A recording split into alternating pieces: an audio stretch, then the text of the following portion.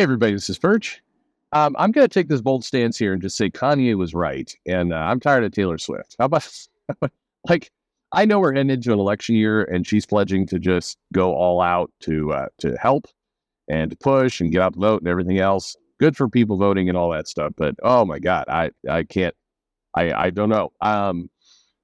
It's everywhere. It's become omnipresent. I've spent a lot of time traveling.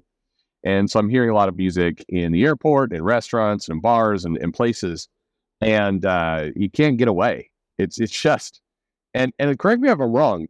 The "Cruel Summer" song came out a while ago, right? This is not a new song, and I mean I am not a Swiftie, so I have no idea what I'm talking about. But yikes! It won't end. It will not end at all. All right, so let's get to what we've got. NordVPN, by the way, continues to promote me to take advantage of my digital presence and get a sponsorship. So if you'd like to see me happily shilling for crap, please, let me know because why not? All right, what do we what do we go in here? A lot of, and now the mails are more complicated because I'm getting all the legal mails and I'm getting all the information as we slowly barrel toward the next phase of me. Anyway, Marvel DC stores. All right, let's see what we got. Dear Perch P. Perchington, the question randomly popped up in my head. Why haven't DC and Marvel ever just made their own stores to sell their comics and merchandise? Well, I can understand that comes with pros and cons, especially today with the state of the industry, but I'm not just talking about today. In the past, when the business was doing better than today, or whenever the direct market was birthed, why didn't they make stores directly to sell to consumers? Would that have been a good idea? I don't know about much about business, admittedly. Well, it's an interesting question, and I think it would be a good idea for a very specific reason. But there is also a very specific reason why there wasn't. I should note, I'm sure DC was probably toyed with the idea. Marvel definitely did. So in the late 80s, I believe, it was very close to doing what a lot of businesses were doing, which you open up kind of a flagship store in Times Square. And so there was this idea that there would be a Marvel store, and it went pretty far.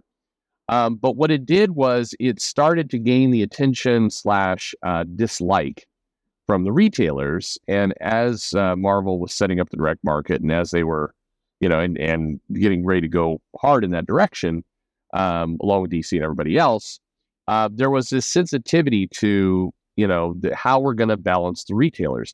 I always find this fascinating, by the way, because on one hand, Marvel and DC have made many choices over the years, specifically not to piss off retailers. And in a lot of cases, these decisions, I think, have been harmful. One in particular is two that come to mind. If you remember the Walmart 100-page special that got a bunch of retailers and some big loudmouth ones. As an aside to an aside, I'm always fascinated that, we live in this world where, people have come out and said outrageously wrong things. And in particular, I'm thinking of one retailer in particular who writes for The Beat.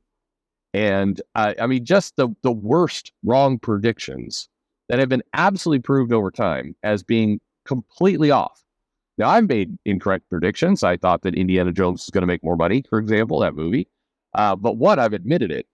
And two, I'm making predictions kind of outside of my space. I've made predictions about how the retail business are going to go that have been pretty accurate.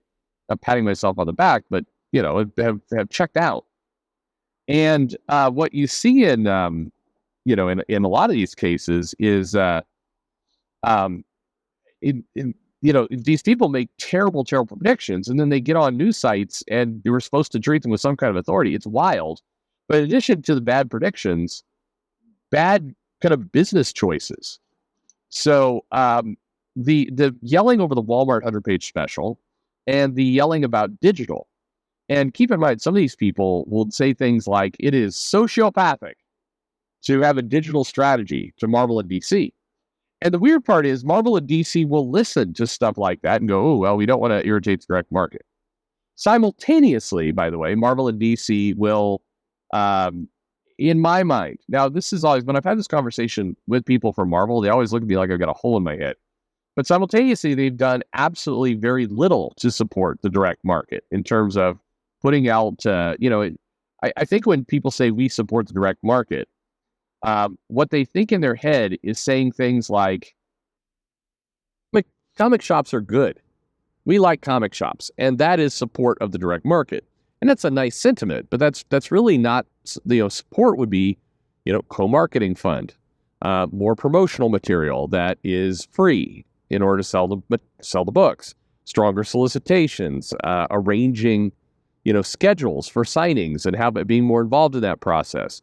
That's the kind of stuff that would really help a business draw attention, and that's what brick and mortar needs. It needs people to come to market. And the reason I kind of got on this path, to circle all the way back, is I remember in the 80s there was a plan for Marvel to do a Times Square retail location. There was a deck. I've seen it. I think you can find it online if you search hard enough. But there's actual material out there. But it listed things like, hey, we would have exclusive signings, and we would have weekly, meet and greets, and we would have original art that could be sold through there, and just kind of a bunch of different benefits that that make complete sense. And you always wonder when you read that, like, okay, so they didn't open their own store, but why didn't they work harder to arrange a program for the direct market they're trying to lift up to do these same things? Why weren't they more involved? Instead, they took a very hands-off approach, while simultaneously, kind of sending a message of, the direct market is our friend and we need it. It's good. And in fact, we're even going to make decisions that are arguably harmful to our consumers and business around what we're going to do with digital and what we're going to do with marketing and what we're going to do with, getting product into a Walmart where we could potentially get some more visibility and rebuild some of the newsstand advantages. Like all these things that they go, ooh, but this might piss off the retail market. I mean, old Brian Hibbs over there is pretty mad and he's yelling, so he can't do that. But then, so it's very strange to me. I think it would be smart for there to be a flagship store or stores.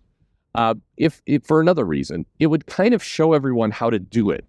And I think by Marvel having to play in that space, it would generate a kind of a better, healthier world. And I'll give you one example of why I think this is so true and would pay off quickly, is if you go to Japan and you go to the Narita airport or you go to the Skytree, I think there's another location somewhere, somewhere in Ginza, I believe. There may even be one in the Tokyo station. But I know there's one in Narita. If you go into kind of, leaving, pre-security, so it's not, and it's up on Terminal 1. I'm going off memory. But anyway, there's massive airport. There is a Marvel store there. Now, it's not owned by Marvel or run by Marvel, but it's licensed. It looks like a Marvel store. It has the branding there. And I've shared some pictures before, but this store has original art, t-shirt, all this comics. Yes, has comics, but it truly felt like a cared for store that represented the brand. And so one reason why Marvel and DC aren't doing things like this is, I think they're more comfortable with kind of licensing out this stuff and letting somebody else handle it. But given the state of the industry and where it's at, and given their billion-dollar corporate owners, I think they absolutely need to put one out and again to show people how it's done and to signal some strength in the industry.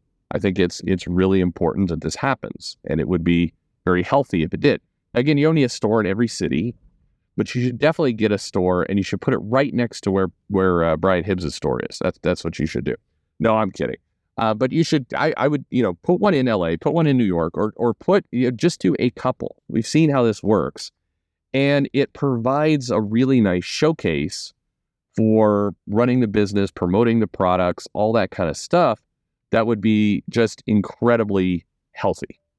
It would be, and well, there's a beep telling me I should shut up now. So it'd be incredibly healthy for the business if they were to do something like this. So I think it's a must that they should lead the way here. But definitely, if they did it, you would immediately hear the screaming from the direct market of like, oh, they're trying to take away our business with this one shop in this one location. I mean, the comedy is there's almost something like this at Disney Springs in Orlando, and I believe there's a complimentary one in the California location. There is a Marvel superhero headquarters. The problem is it doesn't have comics. It has stuffies, and it has toys, and it has a bunch of MCU crap. And last time I was there, it seemed to have everything that wasn't selling in the big box retail locations, but no comics. So it had comics once upon a time, but those comics are no longer there. So crazy.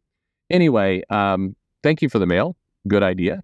And yeah, come on, get on it. Just show people how it's done. Sometimes you have to lead the horse to water, or whatever the analogy is. Anyway, thanks for listening.